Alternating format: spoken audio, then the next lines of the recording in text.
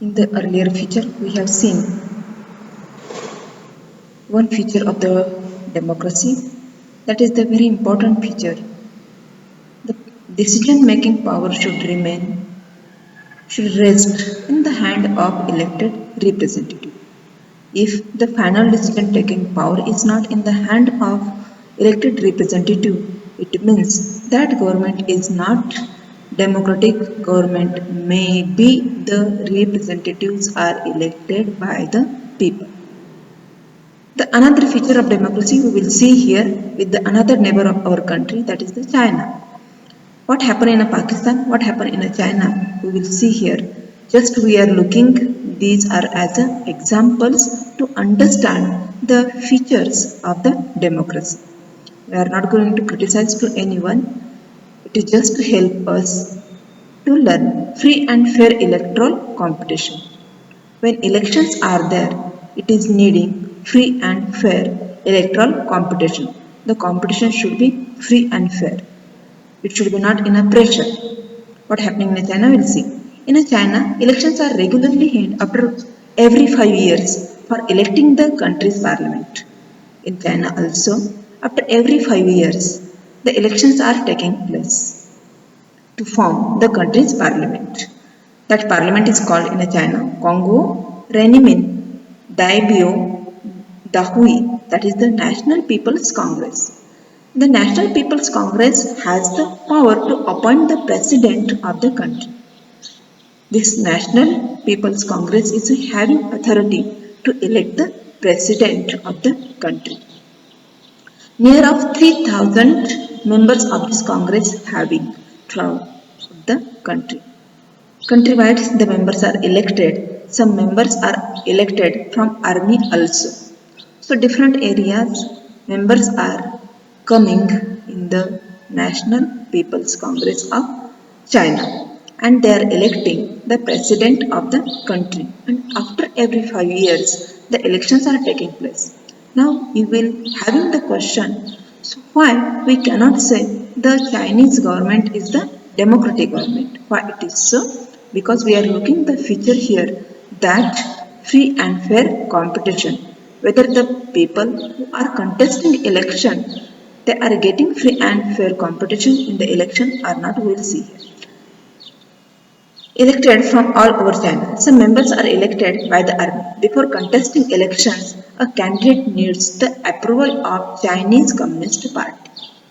If anyone want to contest election in China, he is needing to take approval of the Chinese Communist Party, or he should be the member of the allies. Eight other small parties are there which are allies of this Communist Party. 8 smaller parties allied to it were allowed to contest elections held in 2002 or 3. If one want to contest, he is needing to take approval of the Chinese Communist Party, or he should be the part of the allies party who are the Communist Party's allies, who are in with of the allies of this Communist Party. The government is always formed by the Communist Party. This is the important bold statement in this part we are studying. Always the government is formed of the Communist Party. Now we will get the answer about the free and fair competition in the China, or whether it should be called the democratic or not. Now we will see another example. The Mexico. Since its independence in 1930, Mexico holds election after every 6 years to elect its president. After every 6 years span, the elections are taking place in Mexico since 1930. The country has never been under the military or dictatorial rule. The country never went in the hands of the dictatorial rule or the military rule. But until 2000, every election was won by only one party. Till 2000, the election was won by only one party. How could it happen? We will see. What happening in Mexico? The party called PRI, Institutional Revolutionary Party. Opposition parties did not contest election. Only one party is having part of the election. The oppositions are not contesting in the election, but never managed to win. They are not managed to win. The PRI was known to use many dirty tricks. This PRI is using many dirty tricks. What is that?